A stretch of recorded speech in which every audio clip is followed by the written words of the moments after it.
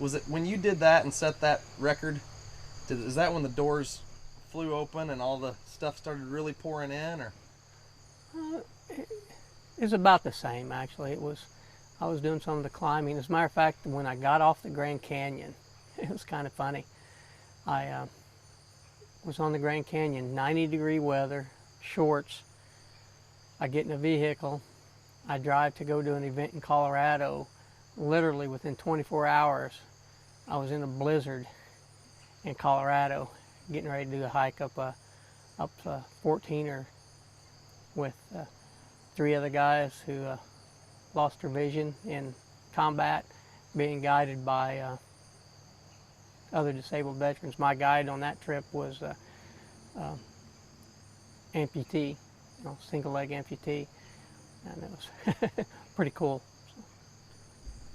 Do they ever, when the trip's done, kind of tell you, you provide such a perspective on what you can do? Just because you've got, you're disabled or you're blind or whatever it is, that you don't have to quit? Do they ever share appreciation for that, or? Yeah, we do. It's a mutual respect, because we push each other. We help each other, and it is, a lot of times it's very humbling sometimes. You meet some of these guys or gals that are just getting started, and you kind of see the light bulb come on of what they can do. It's pretty cool. And you get around some of these other guys who push you. It's just very enjoyable. It's hard to say, hard to describe, but how we are. There's one gentleman kind of talked about it a little bit as veterans, how we just learn to trust. When you're in the service, when you're in active duty or on active duty, you have to rely on each other. You just have to. So it's kind of the same way when we get out here. We know we got each other's backs as much as we can, and we push each other, we support each other, and it's just pretty cool. It's not just the veterans either. That's where I've done most of the stuff, I have to say. But when we can get out here and we can work with other men and women that just out here in the same kind of boat, or children, it's cool. I think a lot of us, we're used to wanting to serve, if you will, and give back, and this is a neat way to be able to do it. I can't do it on active duty anymore, so this is a way I can kind of reach out and try to make a difference. I get more out of it than I can ever give anyone else. There's no doubt about it. But it's, when you can get out here, especially a lot of these children, and let them realize that, hey, dream it. Dream it, because if you can dream it, you can probably do it. Or we can, and that's another thing with it that I kind of find that I enjoy. It's not an I thing. It's a we thing. You're part of a team again, and a team of like-minded people trying to accomplish a mission, and you're there with each other. It's cool. Little things that I might take for granted going up a trail that you have to overcome just to hike a trail here in southern Indiana, let alone the tallest mountain in Africa. Just talk about that. Yeah, it's cool. Like I said, a lot of people probably don't notice. He sat there and he might tap his foot on something, tap his hand on a tree, tap his foot on a rock or on a stump, or whatever, and without even saying anything, he'll just make a little sounds that I'll key off on, and he knows that I do. And yeah, it's just awesome to be able to be out there again in nature. It's just so cool, and the teamwork. I always tell people a lot. it takes more guts for these guys and gals to lead us than it does for us to do it. And it's, you know, every time I run into somebody like Brandon who's willing to take you out there, to me it's just a gift. Just another gift that I've been given, you know, in this life, and it's I treasure it, you know, I do. Yeah, it's just life, you know. I tell people, as you've heard me to say before, you know, you can sit around and fear and pity. I know you've heard me say that many times, and you know, most of the time when I think of fear, it's not that you're afraid of getting hurt. It's you're afraid of getting made fun of, not reaching the pinnacle, not reaching the summit, not reaching, you know, your ultimate goal. And, you know, the pity is, oh, I'm not good enough. Oh, I shouldn't be doing that. I'm not worth. It's crap, you know.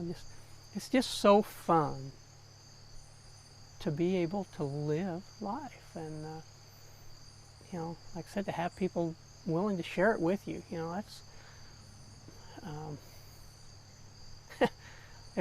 my life is surreal. You know, I mean, from when I first got hurt, you know, and the slow steps, and it's the same way now a lot of times when you're doing anything. You know, it's just step by step, inch by inch, you know, but you go on, you know. And I truly think of something that Eleanor Roosevelt said when she was losing her eyesight, because the day she lost her eyesight, she thought the world came to an end, until she took a step and it was still there. That's what it was, you know. I was stuck there, and I can remember, okay, boom, I stand up and I move, and it's the world's still there. It hadn't come to an end, so now it's just trying to find the courage and the strength and to just go on, you know. I really think a lot of times what helps me is when I think back when I could see, there's a lot of things I couldn't do then. They weren't my gifts. Yeah.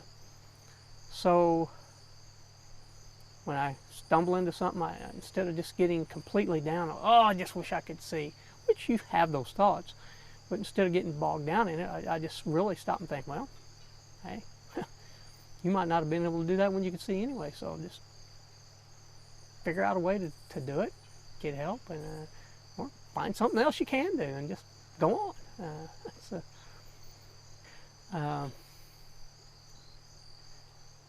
Yeah, you know, we started out and knowing, you know, we had about 13,000 feet of elevation gain we had to do, and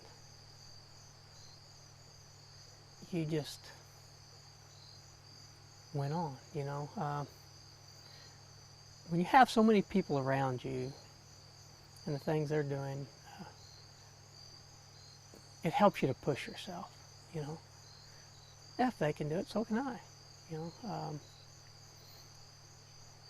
And I just can remember, like I said, just taking my time and just going on and step and step and step, and thinking I took the time to train, you know, right here climbing and hiking, putting a backpack on my back with weight in it, and training for it. So when you go out there, you just take your time, you rely on what they say, rely on what they tell you, and you go on. And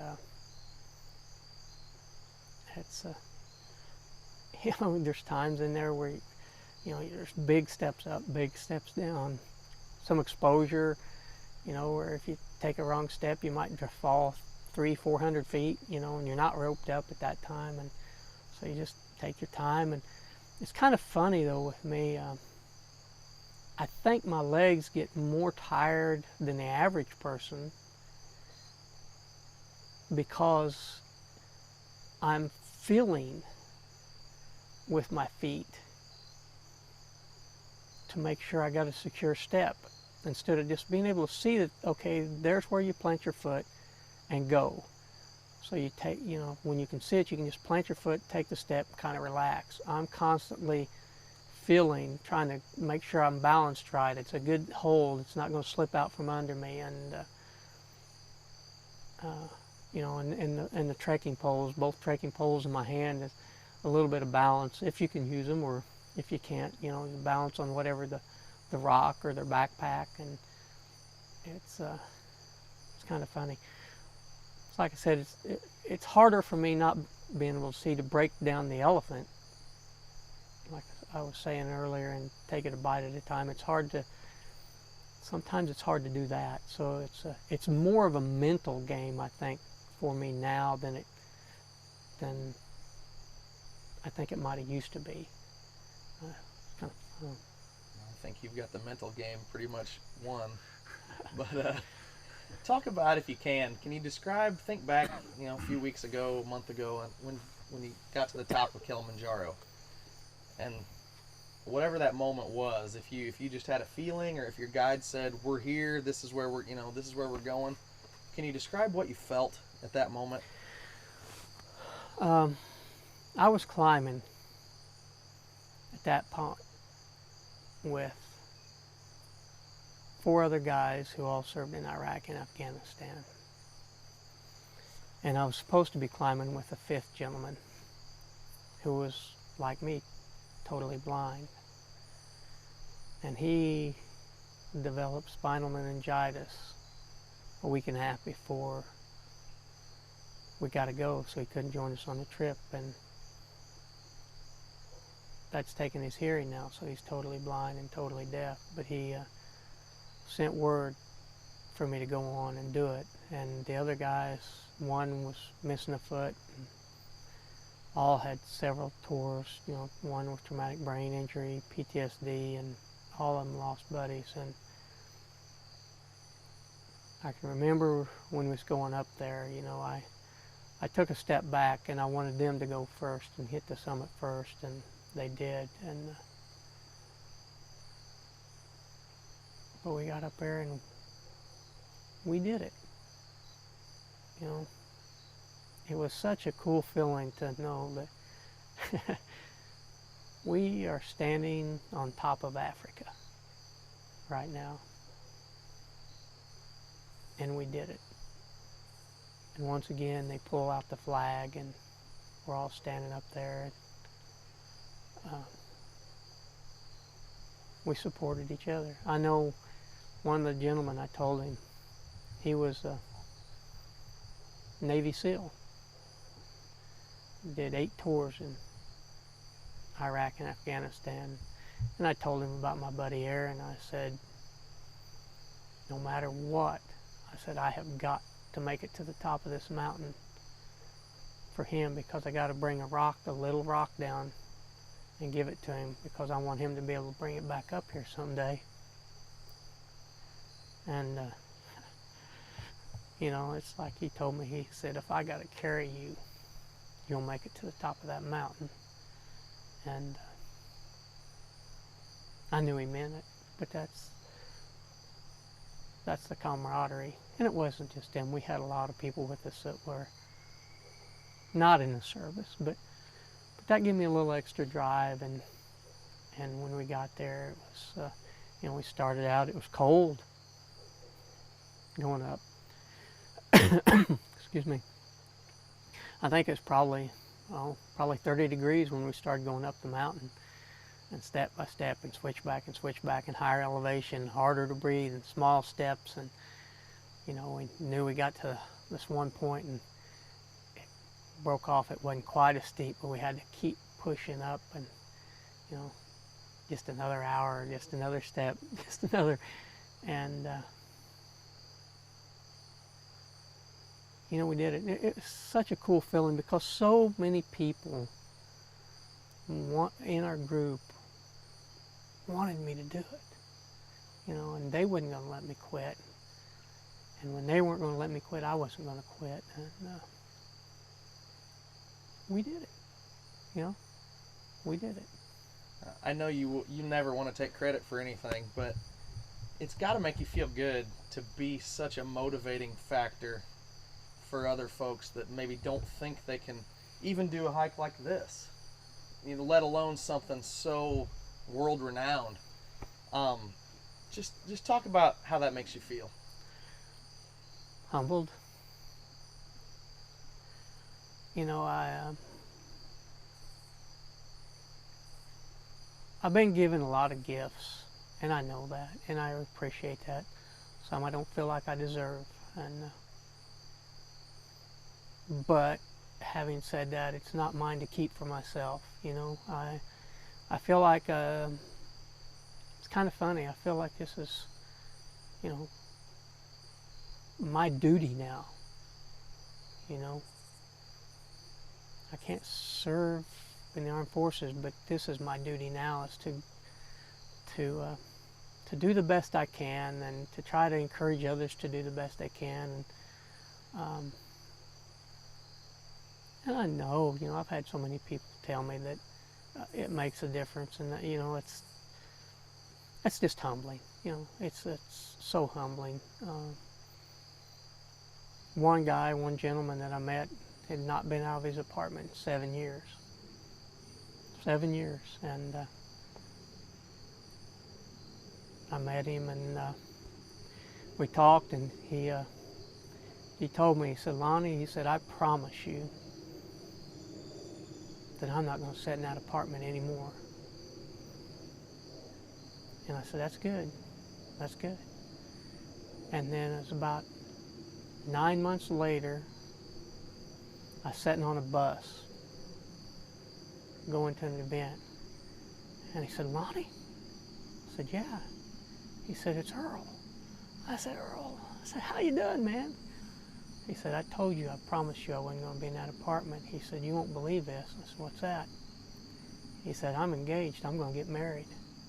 And he said, and I haven't sat in that apartment. Anybody with your attitude, whether they're, you know, basketball players, football players, any type of athlete that just strives to keep getting better and keep doing the next thing, when you've kayaked the Grand Canyon and climbed Kilimanjaro and done, you know, all these things in between, where do you put that bar to go do the next thing? How do you keep that I got to do the next best thing attitude when I don't even know what the next step up is? I don't know what that even is. I don't look for the next step up. I just look for the next step. You know, it's not reaching the pinnacle. It's the journey. You know, you don't always just look for the pinnacle, because if you just always look for the pinnacle, you miss so much on the way to get there. It's the journey, and I don't know what the next step up is. You're not raising a bar, you're just taking a step.